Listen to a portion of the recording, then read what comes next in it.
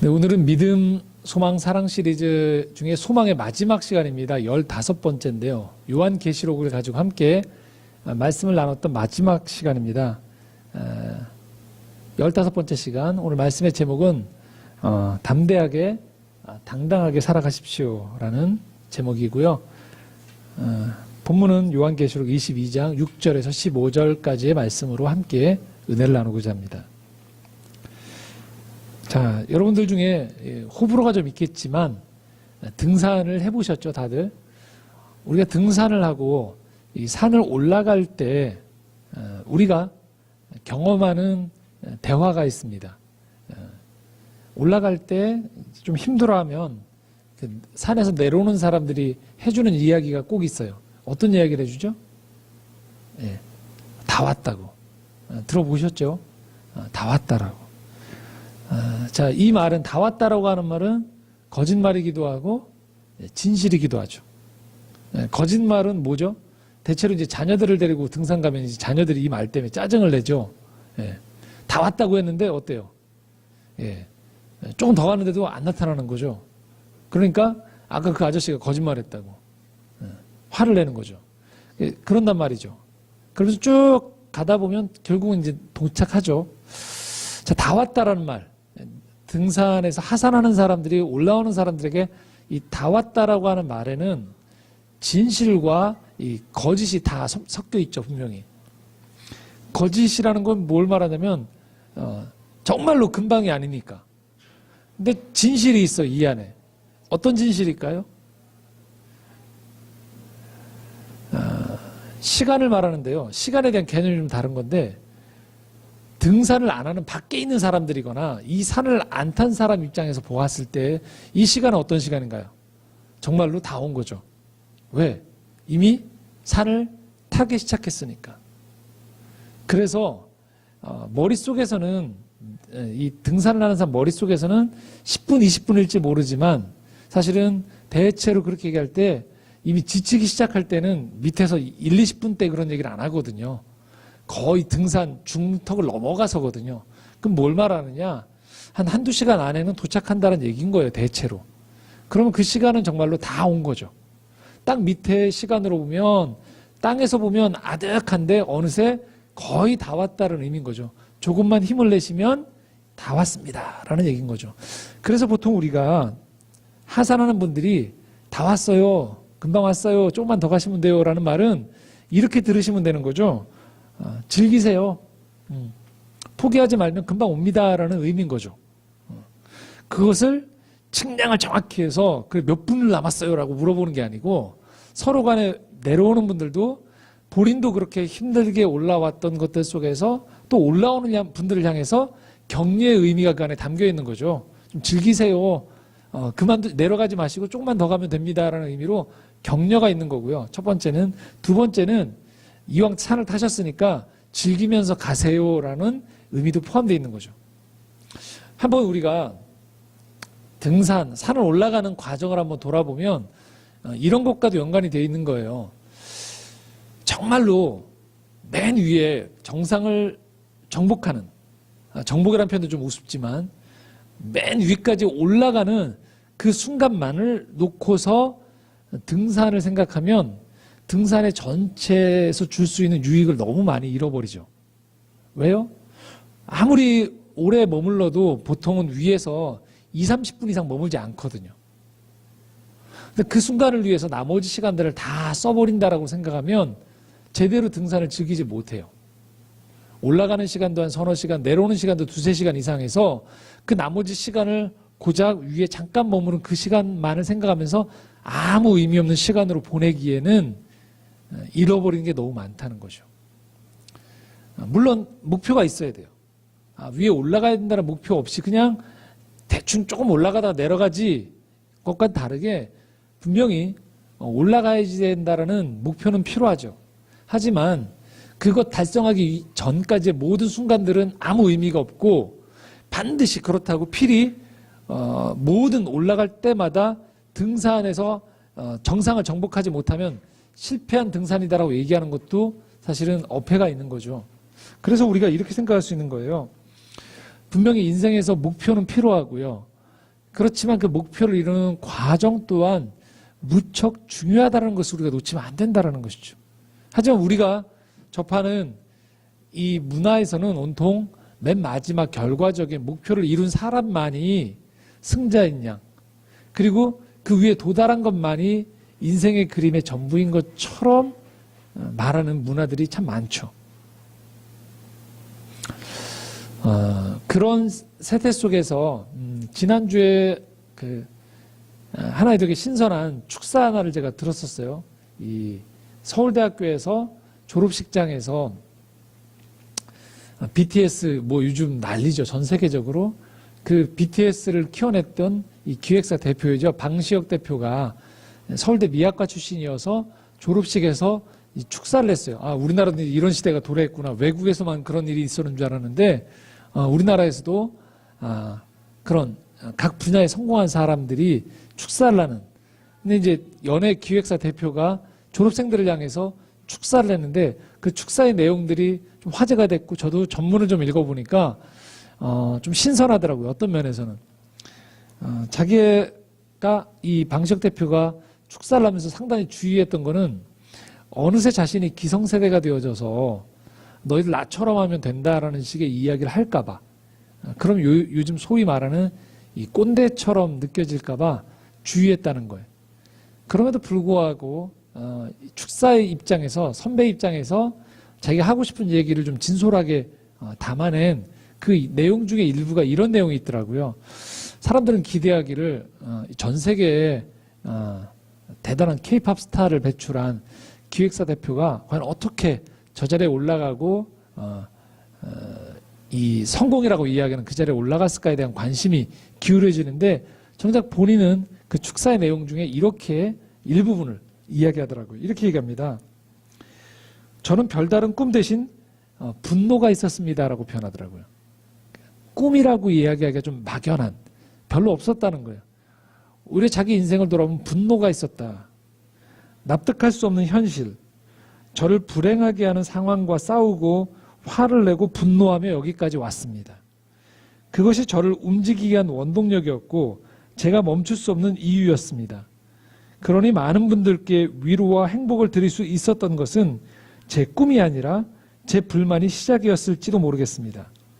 주로 이 방시혁 대표가 얘기했던 분은 음반 산업 전반에 있는 이 불합리한 구조들, 몇몇 사람들이 이득을 다 취하고 정말 좋은 마음으로 은사를 가진, 재능을 가진 많은 사람들이 뛰어들었음에도 불구하고 정당한 보상을 받지 못하고 사회적인 입장에서도 상당히 낮게 저평가되어지는 것들에 대한 그 분노가 있었던 것이죠.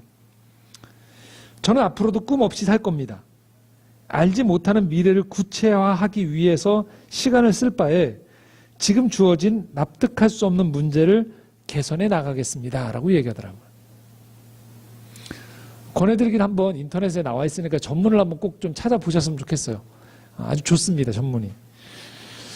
자, 근데 저는 이런 생각이 들었어요. 방 대표가 꿈이 없다고 이야기했는데 사실은 이 꿈을 받아들이는 통로가 다른 거죠. 방시혁 대표에게는 분노가 꿈의 다른 이름인 거예요. 어떤 사람들은 이 꿈이라고 얘기할 때 저 앞에 뭔가를 가져다 놓고서 그것을 이루는 것을 꿈이라고 얘기한 거예요. 하지만 이 방시혁 대표는 옆에서 자기 삶에서 부딪히는 이 불합리한 것들을, 그런 것들을 고치고 나아가는 것에 사실은 목표를 뒀던 거예요. 그래서 우리는 이렇게 생각해 볼 수 있는 거예요. 출처는 다를 수 있지만 목표는 있게 마련이고요. 그 목표를 어떤 과정을, 태도를 가지고서 이루어가느냐가 인생엔 훨씬 중요하다는 것이죠. 이렇게 말씀할 수 있는 거예요. 그래서 꿈이나 소망에는요, 출처가 있게 마련이에요. 이 방시혁 대표 같은 경우 얘기한 대로 살면서 자기가 전념했던 그 업계, 그 필드에서의 이 불합리함이 자기에게 분노로 작동을 했었던 그 출처가 거기에 있던 것처럼, 또 어떤 사람은 어떤 모델이 있었을 수도 있고요. 어떤 무언가 우리가 이루고 싶은 그런 인생의 소망함들이 주어지기 때문에 우리가 그것들을 이루기 위해서 우리의 인생을 보내기 마련이거든요. 원인 제공처가 있다라는 거예요. 자, 그렇다면 이 질문을 우리 스스로에게 던져볼 수 있는 거죠. 우리의 그 소망은 무엇인가? 꿈은 무엇인가? 자, 몇 평 아파트에 사는 걸까요? 또는 나나 또 자녀들이 어느 대학에 들어가는 것일까요? 또는 어느 직급까지 올라가는 것. 그것이 우리의 소망이 될 수 있을까요? 아니라는 거예요. 그것들은 우리가 옆을 쳐다보는 가운데에서 갖게 되어진 하나의 바램인 거예요. 왜냐하면요, 실제 우리란 존재는요, 어떤 존재들이냐면 몸이 아주 아파요.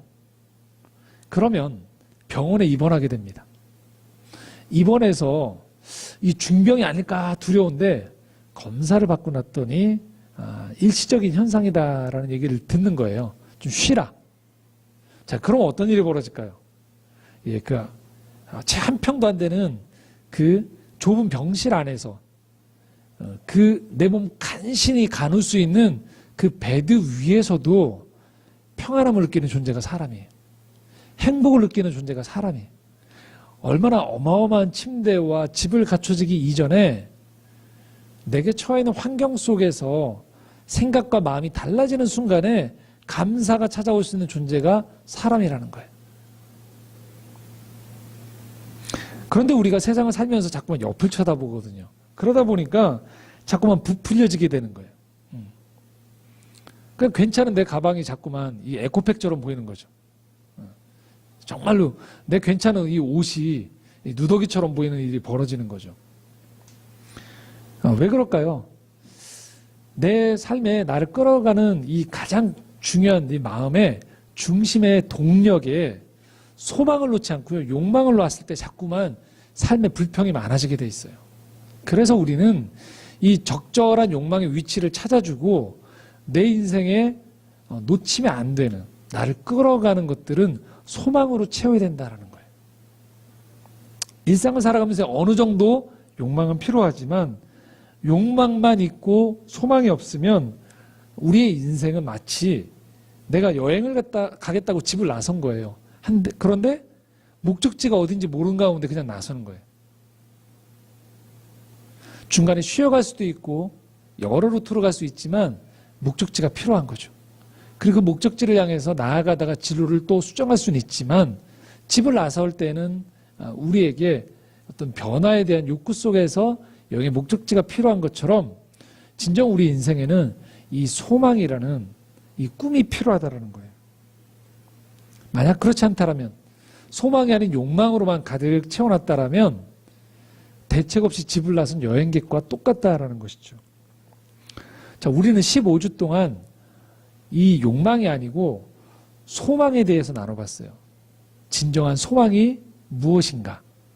진정한 소망은 어디로부터 오는가? 이 소망은 과연 어떻게 어떤 태도를 가지고 살아가면서 이것들을 지켜나갈 수 있는가에 대해서 저희가 말씀을 나눴거든요. 특별히 선택한 책이 요한계시록이었어요. 계속 강조해드렸지만 요한계시록은 그런 의미에서 두려움의 책이 아니라고 말씀을 드렸어요. 소망의 책이다라고 말씀을 드렸어요. 자, 그리고 그 소망의 책인 이 책을 통해서 우리가 깨닫는 것은요, 소망은 하나님으로부터 온다는 거예요. 하나님이 우리에게 소망을 주시는 거예요. 그 하나님께서 주신 소망이 뭘까요? 진정한 소망은요, 우리 인생 가운데에서 새하늘과 새 땅이 창조할 날이 오게 되어진다는 거예요. 그 날을 바라보는 가운데에서 지금의 내 일상을 그 새하늘과 새 땅에 적합하게 바꾸어 나아가는 것, 그것이 우리의 소망이 되어져야 된다고 말씀을 드렸어요. 여러분의 삶의 자리가 영역이 어떤 영역인지는 다양하지만 그 영역 속에서 죄로 인해서 깨어진 것들을 회복하는 가운데에서 궁극적으로 내게 주어진 재능과 인생의 시간, 내 노력을 통하여서 새하늘과 새 땅으로 만들어 나아가는 것이 우리의 진정한 비전이 되어지는 것이라고 얘기했어요. 그렇게 보면서 지난주에 드렸던 말씀처럼 우리가 유토피아를 꿈꾸면서 천국을 가는 게 아니고요. 오늘도 이 요한계시록을 통해서 하나님이 주시는 이 소망은요, 천국이 우리에게 오고 있다라고 말씀을 드렸어요. 새 예루살렘이 이 땅에 임한다고 얘기했던 것처럼. 그래서 여러분들이 하고 있는 그 일, 여러분의 주어진 인생의 시간, 여러분이 주어진 삶의 과제들은 그냥 짐덩어리가 아니라고 말씀을 드렸어요. 이걸 다 벗어버리고 엉뚱한 데서 좋은 것을 가져다 입혀야지만 내가 행복해진다가 아닌 지금 나에게 주어져 있는 것들을 통하여서 온전케 하실 하나님을 바라보면서 지금의 이 자리에서 내가 소망함을 잃지 않고 살아가는 태도가 중요하다고 말씀을 드렸습니다. 그리고 오늘 정리하는 이 말씀 가운데 맨 마지막 요한계시록 22장에 이 말씀에 읽었던 우리 본문에 가장 많이 반복되어지는 단어가 있어요.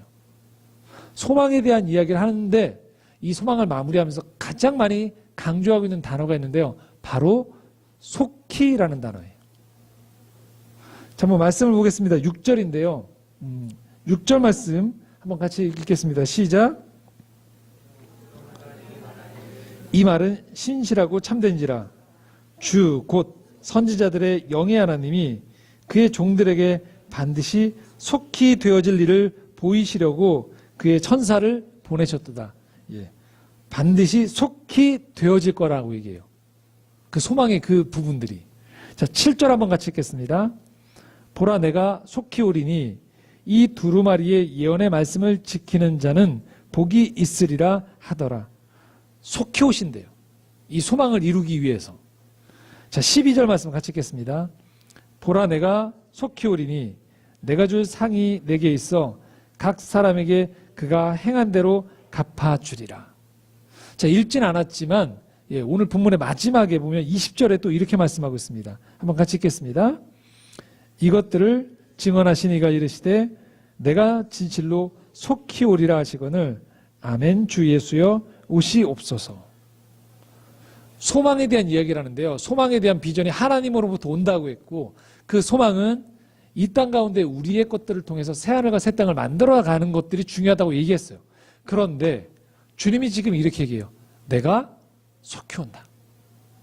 자, 여기서 우리는 이 속히에 두 가지 의미가 있다는 걸 다시 깨닫게 되는 거예요. 서두에 말씀드렸던 이 산을 내려오는 사람들이 금방 다 왔습니다라고 얘기하는 것처럼 우리는 지금 이 속히라는 말씀이 표면적으로 보면 실현이 안 된 말씀처럼 보여요. 왜요? 자, 벌써 이 말씀이 선포된 때가 언제일까요? 2000년 전이거든요. 2000년 전의 사람들에게 속히 온다고 얘기했어요. 실제로 초대교회 사람들은 정말로 주님이 금방 오실 줄 알았어요. 왜? 속히 오신다고 하셨거든요. 그래서 그들은 재산을 팔고 함께 모이기도 하고요. 그 날만을 기다렸어요. 그런데 사람들의 기대와 같이 금방 오지 않은 거예요.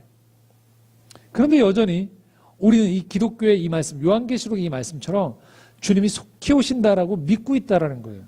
자, 이게 뭘 의미할까요? 소망이 그러면 주님이 헛된 말을 하신 걸까요? 아니라는 거죠. 자, 여긴 두 가지 의미가 있는 거예요. 첫 번째는요, 이미 하나님의 계획이 이루어지기 시작했다라는 거예요. 출발선상에 이미 스타트가 시작됐다는 거예요. 그래서 너희가 생각하는 것처럼 아득하고 먼 게 아니라는 거예요. 마치 서두에 말씀드렸던 이 예화에서 금방 다 왔습니다라고 얘기할 때 이 속히는 여러분들이 이미 산을 타기 시작했습니다라는 의미인 거예요. 이미 하나님의 계획 안에 들어와서 여러분의 일상은 시작되어지고 있다라는 거예요. 안에 있는 사람 편에서 봤을 때는 아직 긴 것 같지만 산을 타지 않은 사람들 또는 산을 타는 그 날이 아닌 다른 날에 있는 사람들 편에서 봤을 때는 이미 산을 타기 시작한 사람들의 그 안에서의 시간은 속힌 거예요. 예수 그리스도가 오셨을 때 그래서 이렇게 얘기했어요. 하나님 나라가 시작됐다라고 말씀하셨어요. 그렇습니다. 그래서 우리가 이 땅을 살아가는 가운데 하나님이 어디 계시지라고 하면서 한탄하는 순간에도 이미 하나님은 일을 하고 계신다라는 거예요.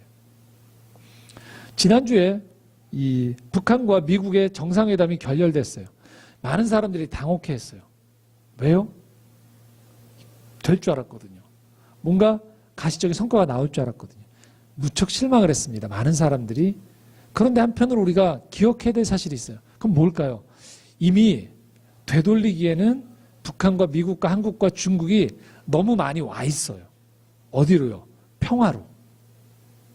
불과 2년 전을 생각해 보면 해외에 계신 분들이 조선 땅에 이 한반도에 전쟁이 안 날까라고 걱정이 많으셨어요. 불과 2년 전만 해도. 그런데 어느새 우리가 근접해서 트럼프 대통령이 김정은을 향해서 내 친구라고 표현할 정도로 그런 말들이 오가는 가운데서 이미 회담이 이루어졌어요. 물론 결렬됐습니다. 하지만 뭐라고 했어요? 서로 향해 비난하지 않았어요. 물론 아직 지금 회담에 대한 내용이 약간 이견차가 있고 서로 다르지만 공통된 건 뭐예요?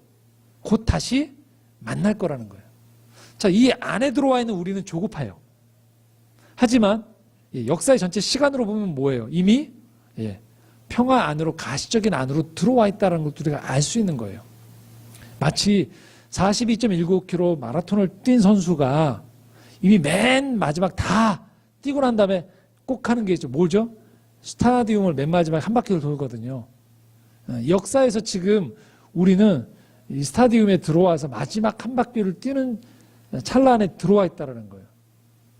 그래서 그런 의미에서 이 속히라는 의미는 영원의 그 하나님이 우리가 가지고 있는 이 유한한 이 땅에서의 시간표 앞에서는 한없이 멀어 보이지만 그분의 그 영원의 시간표를 이제 가지고 와서 우리에게 펼쳐 보이실 날은 이제 근접해 있다라는 거예요.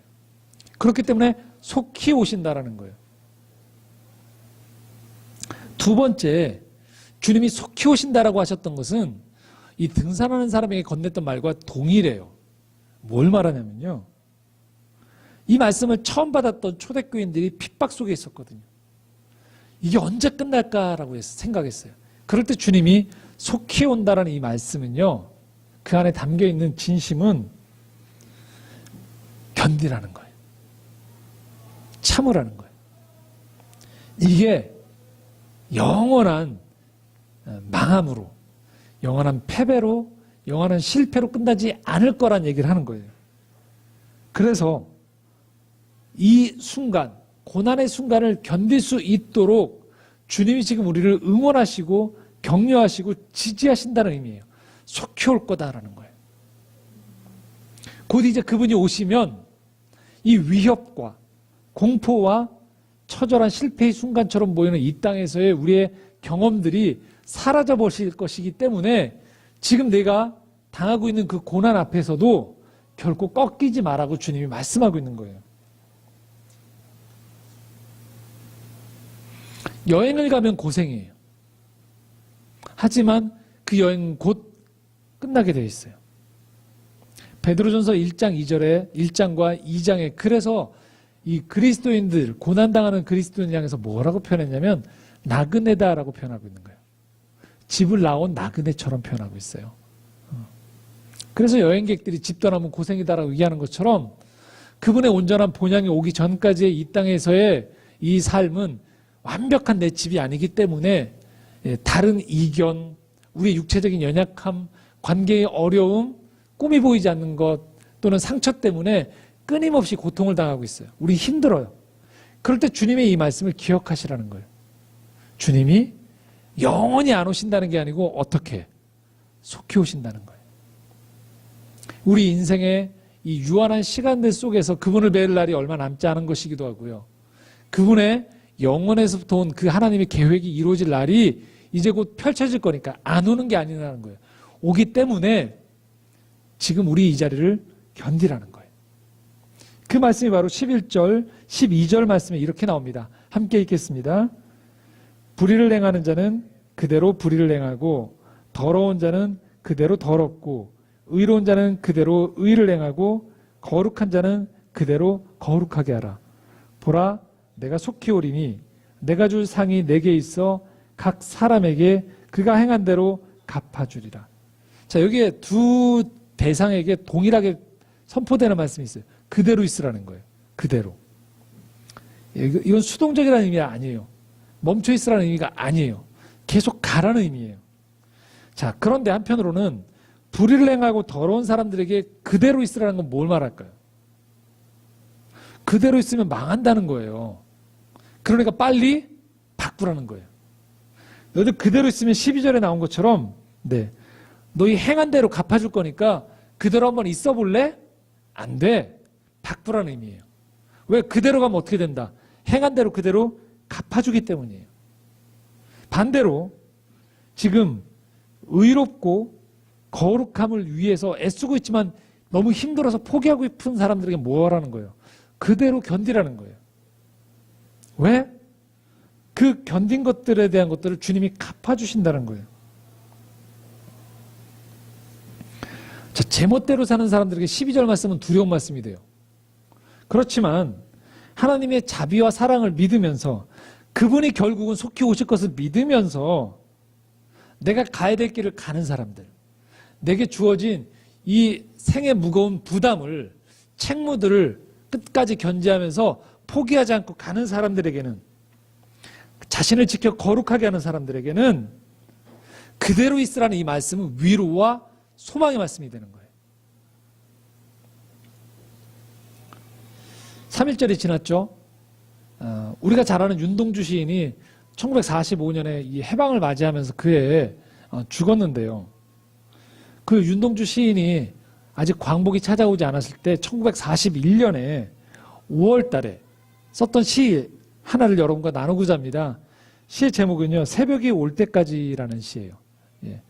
나올 겁니다. 한번 제가 읽어드리겠습니다. 이렇게 써 있습니다. 다들 죽어가는 사람들에게 검은 옷을 입히시오. 다들 살아가는 사람들에게 흰 옷을 입히시오. 그리고 한 침대에 가지런히 잠을 재우시오. 다들 울거들랑 젖을 먹이시오. 이제 새벽이 오면 나팔소리 들려올 계회다.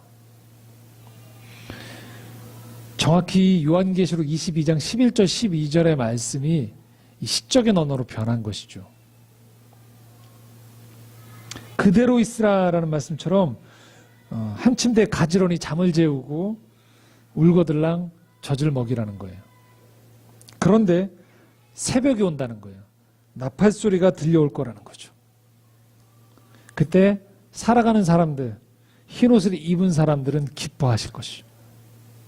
그러나 죽어가는 사람들에게 검은 옷을 입고 그냥 체념했던 사람들에게 그날은 암흑의 날이 되어지는 것이죠. 나팔소리가 들려올 때 속히 오시는 주님이 우리 앞에서 우리의 인류의 삶과 우리 자신의 삶을 결산할 때 우리가 기억해야 될 게 있어요. 갚아주신다는 거예요. 여러분들 그런 생각 많이 드실 거예요. 살다 보면 억울해요. 왜 나만 이렇지? 저 사람들은 안 그런 것 같은데. 그래서 나이가 들면 들수록 포기하는 게 많아져요. 그 중에서도 옳게 가야 되는 것, 거룩한 일에 대해서, 내 꿈에 대해서 빨리 포기해버려요. 왜? 세상이 몰라주거든요. 학창시절까지는 옳은 것에 대해서 배워요. 소망에 대해서 배워요. 무엇을 가야 되는지에 대해서 배워요. 하지만 사회에 나와서 경험해 보니까 이 사회가 내가 배운 것과는 다르게 작동하는 것처럼 보이는 거죠. 억울한 거예요. 누가 날 알아줄까? 그러니까 어떻게 하죠? 빨리 가던 길을 포기하고 편승하게 바빠지는 것이죠. 이렇게 하지 말자. 이런다고 누가 날 알아주나? 그런 마음이 들 때마다 우리는 위축돼요. 자기가 바보 같고요. 날 이렇게 가르쳐준 사람들이 원망스러워지기 시작해요. 그런데 그때 우리에게 요한계시록의 이 소망의 말씀 이렇게 말씀하고 있는 거예요. 그대로 있으라는 거예요.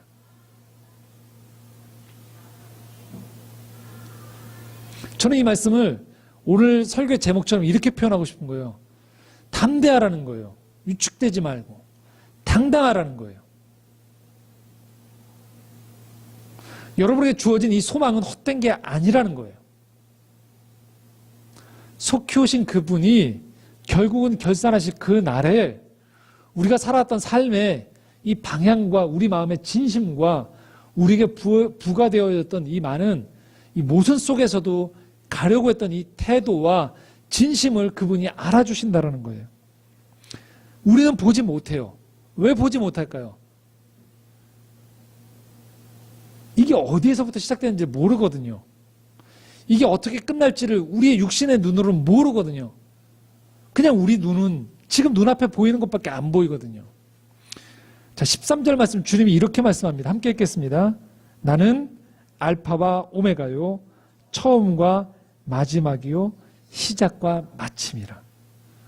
우리에게 소망을 가지라는 주님이요, 알파와 오메가고 처음과 마지막이고 시작과 마침이래요. 그래서 우리는 주님이 안 보여요. 왜? 시작할 때 우리가 있었나요? 없었거든요. 마칠 때가 아직 오지 않았기 때문에 우리는 볼 수가 없어요. 그러니 당연히 이 중간의 시대 속에 살아가는 우리에게는요, 볼 수 없기 때문에, 경험할 수 없기 때문에 때로는 우리 위축될 수 있고요, 때로는 막막해 보일 수 있다는 거예요. 그래서 우리에게 필요한 게 뭘까요? 바로 믿음이 필요한 거예요. 그리고 소망이 우리에게 필요한 이유가 바로 여기에 있는 것이, 처음과 마지막, 이 일을 시작했던 분, 그리고 이 일을 아름답게 마무리하실 분, 그 하나님을 바라보는 것은요, 내 신념이 아니에요. 주님으로부터는 이 소망을 부여잡고 그대로 있는 거예요. 어떻게? 담대하게, 당당하게. 비웃는 사람들 속에서 그래서 우리가 해야 될 일은 소망 가운데 이 길을 걸어가는 것입니다. 그날의 운명에 대해서 주님 이렇게 말씀하십니다. 14절과 15절입니다. 함께 읽겠습니다. 자기 두루마리를 빠는 자들은 복이 있으니 이는 그들이 생명나무에 나아가며 문들을 통하여 성에 들어갈 권세를 받으려 함이로다. 개들과 점술가들과 음행하는 자들과 살인자들과 우상 숭배자들과 및 거짓말을 좋아하며 지어내는 자는 다 성 밖에 있으리라. 자기 옷을 빨아서 정결하게 살았던 사람들, 자기를 타락시키지 않고 가야 될 길을 주님 안에서, 말씀 안에서 늘 새롭게 하면서 포기하지 않고 생명나무를 향해서 가는 사람들, 내가 살아나고 살리기 위해 살았던 사람들, 그 사람들이 들어갈 곳이 있다는 거예요. 반대로 개들, 성경에서 하나님을 우습게 여기면서 살아가는 사람들에 대한 경멸적인 표현이 개들이거든요. 개들, 점술가들, 미래를 점치는 사람들이죠. 음행하는 사람들, 진짜 사랑을 모독하고 욕망으로 치닫는 사람들, 살인하는 사람들, 생명이 아니고 죽이는 사람들, 자기도 죽고 남도 죽이는 길로 들었던 사람들, 하나님께 온전한 예배자가 아닌 헛된 것들, 험한 것들의 우상을 숭배했던 사람들, 진실이 아닌 거짓말을 좋아하면서 지어내고 그것들로 자신의 인생을 허비했던 사람들이 갈 곳은 따로 있다는 거예요. 협박이 아니에요.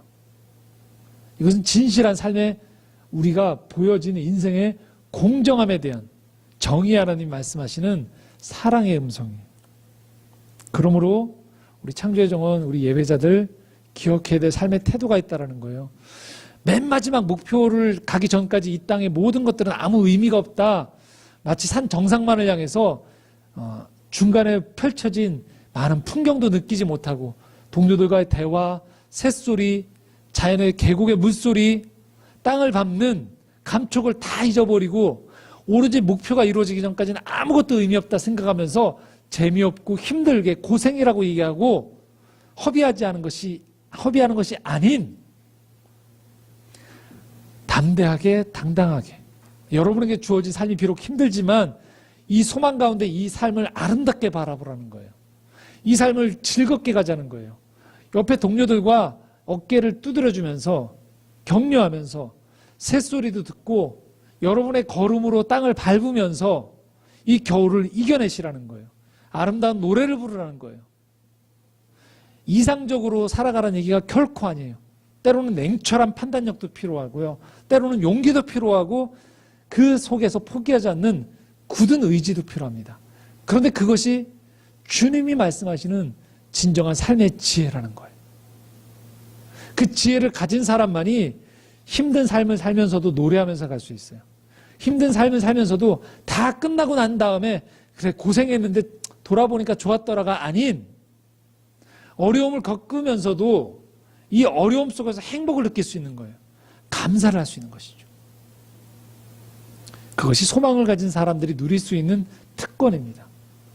기억하십시오. 담대하게 사십시오. 위축되지 마십시오. 여러분의 삶은 소망이 있는 삶이에요. 그리고 당당하게 살아가십시오. 여러분의 형편 가운데에서 함께 하신 주님을 바라보면서 그렇게 당당하게 살 수 있는 우리 모두가 되어졌으면 좋겠습니다. 말씀을 정리하면서 여러분과 찬양 한 곡을 나누려고 합니다. 김도현 씨라고 제가 아주 좋아하는 찬양 사역자인데, 이분이 송영주라는 또 아주 걸출한, 이제는 일반 음악계에서도 인정을 받고 있는 재즈 피아니스트인데요. 이분 송영주 트리오와 함께 신곡을 냈는데 겨울이라는 곡입니다. 이 안에 담겨있는 이 가사들이 진정 겨울 같은 이 세상을 살고 있지만 소망 없고 너무 힘든 것 같지만 곧 봄이 오는 사람들의 이 심경을 담아서 우리가 어떤 마음으로 살아갈지, 그 소망 안에 담겨있는 우리의 삶의 태도를 보여주는 찬양이기에 여러분과 함께 요한계시록 15주를 마무리하면서 소망을 품고 오늘도 겨울 속에서도 그렇게 봄을 기다리며 살아갈 수 있는 우리의 마음을 함께 대변하는 곡이라 생각해서 여러분과 나누고, 제가 이 곡이 맞춰지면 함께 기도로 15주의 대단원의 이 소망에 대한 말씀을 정리하도록 하겠습니다. 함께 찬양을 들으시면서 이 가사를 묵상하시면서 함께 이 시간을 마무리하도록 하겠습니다.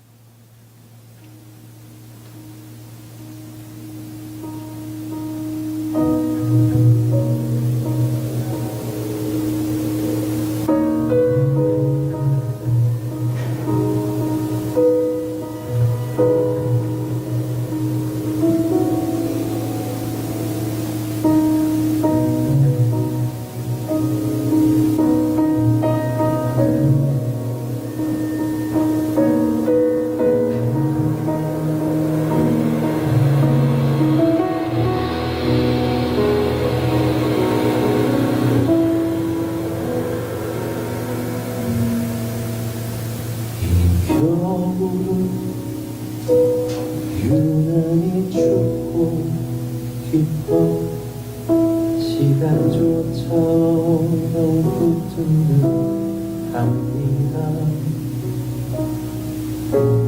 지난 날 화사했던 순간들은 가마등키만 예언 같습니다.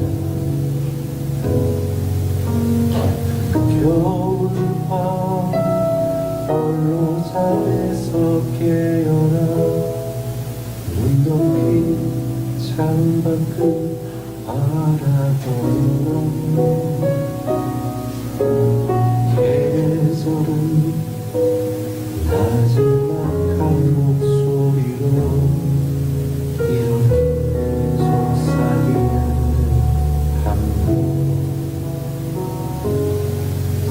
만약 그렇게 살지 말라고 역독한 시절에만 배울 수 있는 아름다운 노래가 있으니 다시 꿈을 꾸라고, 다시 살아내라고. 나의 사랑하는 자야, 연합 함께 가자. 겨울봄 지나고 눈도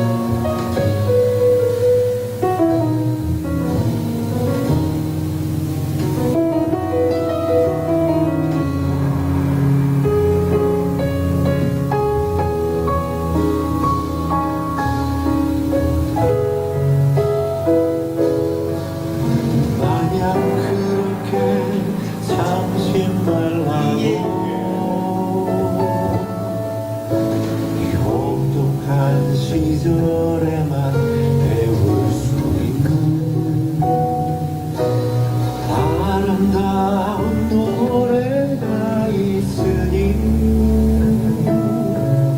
다시 꿈을 꾸라고 다시 살아내라고 나의 사랑하는 자야 일어나 함께 가자 겨울도 지나고 눈물째 터이니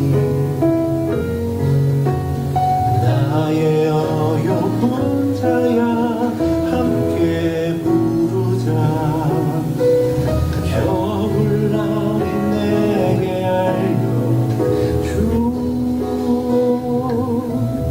당당하고 굳건하게 바람도 않고 찬란하게 삶은 사랑에 차갑고 지가는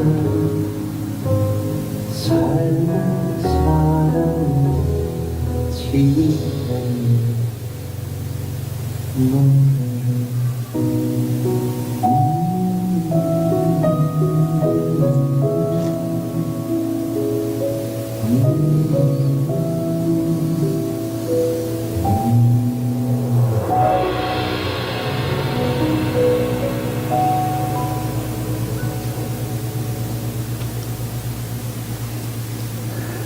함께 기도하시겠습니다.